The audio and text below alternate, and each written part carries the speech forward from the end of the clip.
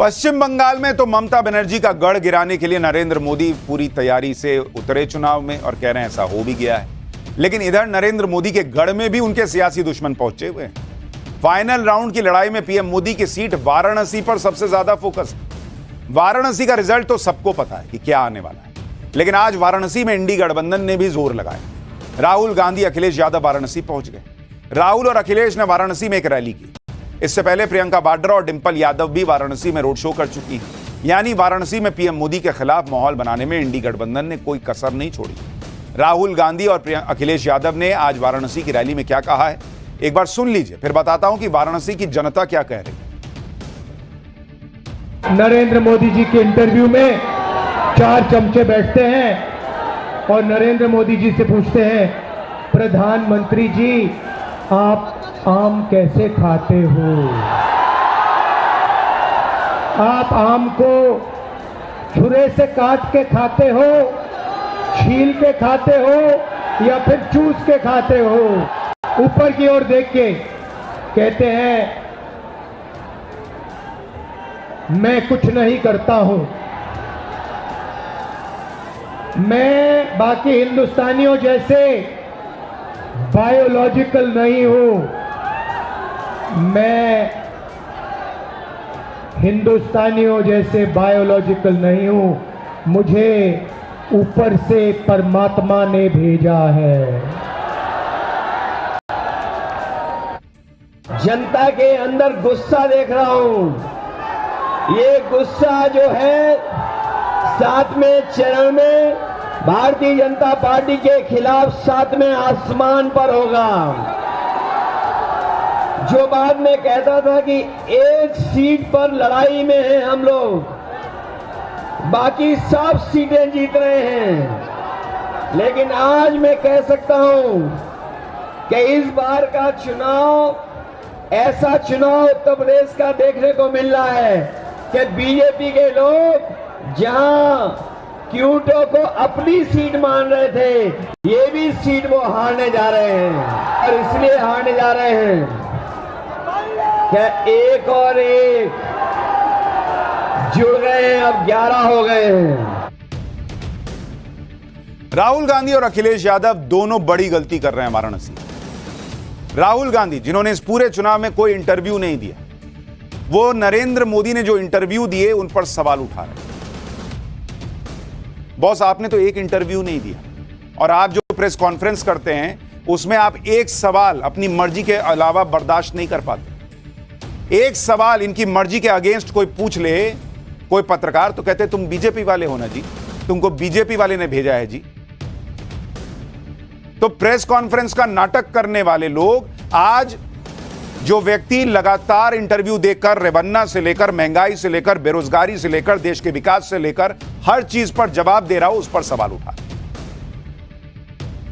कह रहे हैं नरेंद्र मोदी बायोलॉजिकल नहीं है, कह रहे हैं कि मुझे ईश्वर ने भेजा है। राहुल गांधी को मुझे लगता है हिंदुत्व के बारे में और पढ़ना चाहिए, सनातन के बारे में जानना चाहिए, अवतारों के बारे में जानना चाहिए, समझना चाहिए कि जब कोई कहता है या किसी के लिए कहा जाता है कि बॉस लग रहा है इसको किसी विशेष काम के लिए ईश्वर ने भेजा है, तो उसका मतलब क्या होता है, वो आदमी बायोलॉजिकल होता है या नहीं होता है, उनको पढ़ना चाहिए, समझना चाहिए। और अखिलेश यादव अपनी क्रेडिबिलिटी खोते जा रहे हैं। 500 mg की पैरासीटामोल और 650 mg की पैरासीटामोल में बुखार उतरने की बात करके वो अपने बयानों को हास्यास्पद तो बना रहे हैं। वाराणसी में खड़े होकर जब वो ये कहते हैं कि नरेंद्र मोदी हारने वाले हैं, तो उनकी क्रेडिबिलिटी, राजनीतिक क्रेडिबिलिटी गिरती है। कल को वो जहां जीतने भी वाले होंगे ना और वहां खड़े होकर भी कहेंगे तो लोग विश्वास नहीं करेंगे, वह ये तो कह रहे थे कि वाराणसी भी जीतने वाले हैं।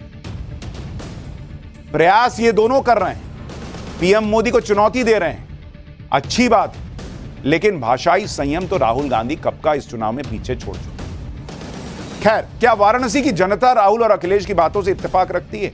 क्योंकि वाराणसी में पिछले 10 साल में जो बदलाव आया है वो पूरी दुनिया देख रही है और उसके बारे में खुलकर बात भी कर रही है। देखिए वाराणसी के लोग क्या कह रहे हैं, फिर बताता हूं कि क्यों वाराणसी से पीएम मोदी की जीत के रिकॉर्ड मार्जिन की इस बार बातें हो रही। बनारस की बात हो और बात ठंडाई की ना हो तो फिर क्या ही बात हो, और खासकर तब जब तापमान 45 डिग्री से ऊपर जा रहा हो तो ठंडई के साथ अगर बात हो तो फिर है ना, बात का मजा ही कुछ और हो जाता है। जरा ठंडई पिलाइए हम लोगों को। कुछ लोग भांग के साथ पीते हैं बाबा का प्रसाद समझ के, हम लोग बिना भांग के पियेंगे।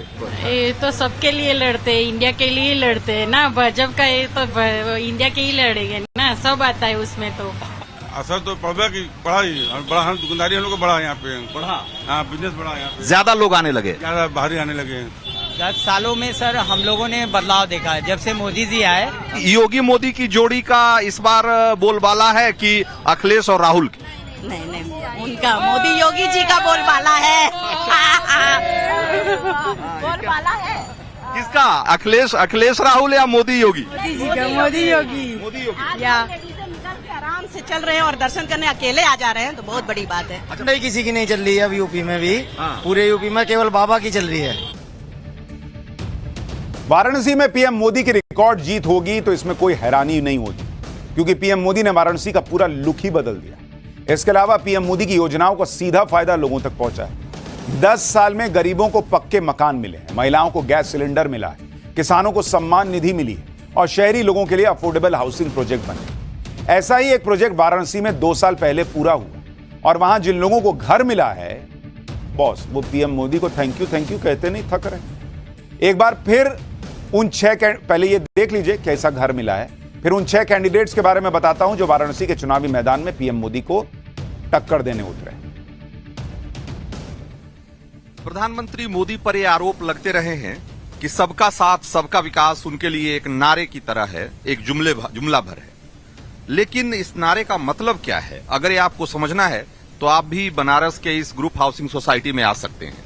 और इस सोसाइटी में आज की तारीख में 600 से ज्यादा परिवार रह रहे हैं और प्रधानमंत्री आवास योजना के तहत इस सोसाइटी का निर्माण किया गया था। इनका परिवार तो ठीक है ही, अब देखिए इन्होंने अपने आप को मैं हूं मोदी का परिवार यहाँ पर पोस्टर लगा दिया है। और क्योंकि ये सपना, इनका घर का सपना जो है वो पीएम मोदी के बदौलत ही सच हुआ है। जी बिल्कुल। अच्छा, तो ये कब आपको अलॉट हुआ है? ये 2 साल पहले अलॉट हुआ है। अच्छा, तो ये देखिए छोटा सा घर है, लेकिन एक परिवार के लिए, एक छोटे परिवार के लिए रहने के लिए बिल्कुल पर्याप्त है। एक किचन भी ठीक है। हाँ, दिखाइए जरा एक बार, है ना। तो इस घर में आके कैसा लग रहा है आपको? बहुत अच्छा है? बहुत अच्छा बहुत सपना अच्छा। पूरा हुआ है। अगर खुद से बनवाना होता तो नहीं बनवा पाता। ये करीब 2 लाख रुपए देने पड़े थे शायद, संभवतः करीब 2 लाख रुपए। तो करीब 1 साल पहले जब ये आवासीय परिसर लोगों को आवंटित हुआ तो कैसे बहुत सारे लोगों के लिए उनके एक सपने का के सच होने जैसा था। अब आप सोचिए ना बॉस, जिसको घर मिल रहा है वो जाके किसको वोट करेगा, ये समझना कोई रॉकेट साइंस है क्या?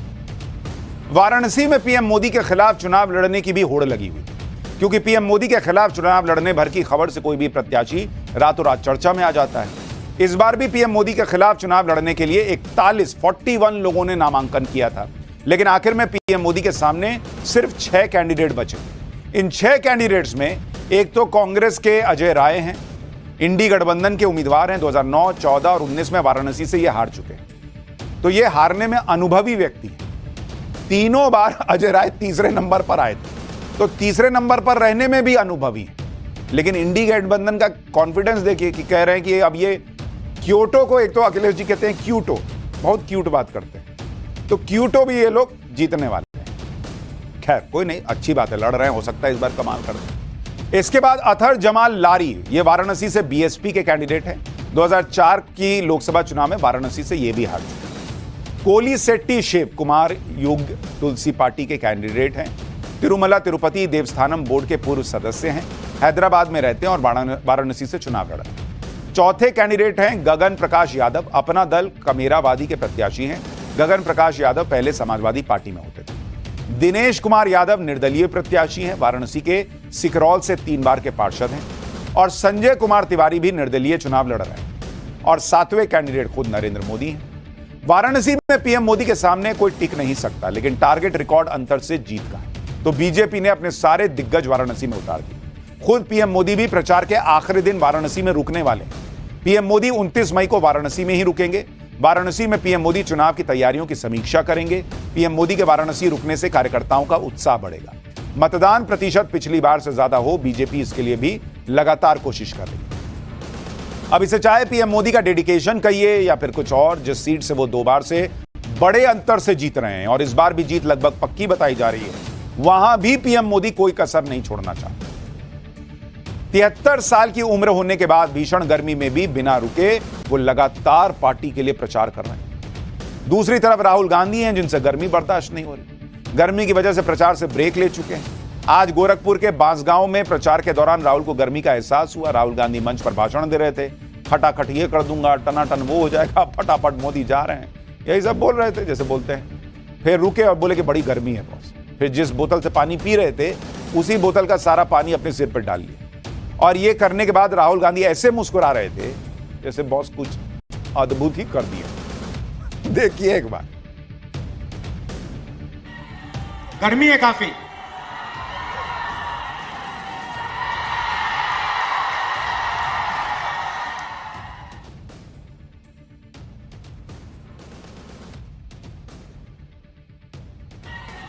गर्मी है काफी।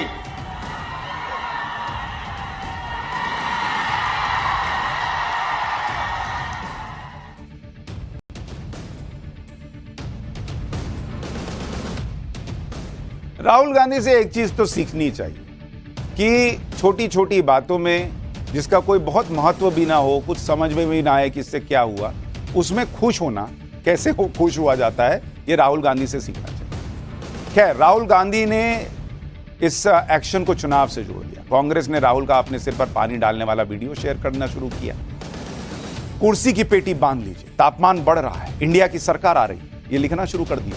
पानी सिर पे डाले तो इंडिया की सरकार आ रही है। इतना सा चुन्नू सा बॉटल का पानी सिर पे डाले तो इंडिया की सरकार आ रही है। इनके हिसाब से इंडी गठबंधन की सोचिए, बाल्टी भर डाल लेते तो 2-4 आस पड़ोस के देश में भी इनकी सरकार बन जाती लगता है।